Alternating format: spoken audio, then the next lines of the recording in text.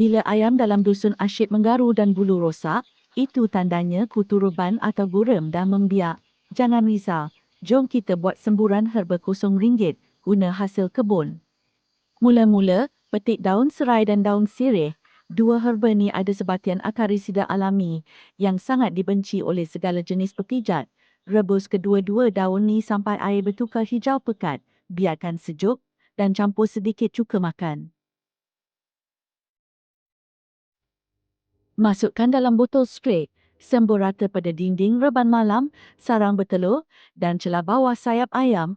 Sifat herba yang wangi dan pedas ni akan buat kutu lari serta-merta. Satu lagi tips bonus, ambil abu kayu bersih yang dah sejuk. Tabur nipis kat lantai reban atau tempat ayam mandi pasir. Abu ni akan mengeringkan dan membunuh kutu secara semula jadi. Bila reban bebas kutu, ayam selesa bertelur dan daging pun sihat. Abang-abang ada cara lain tak nak halau kutu?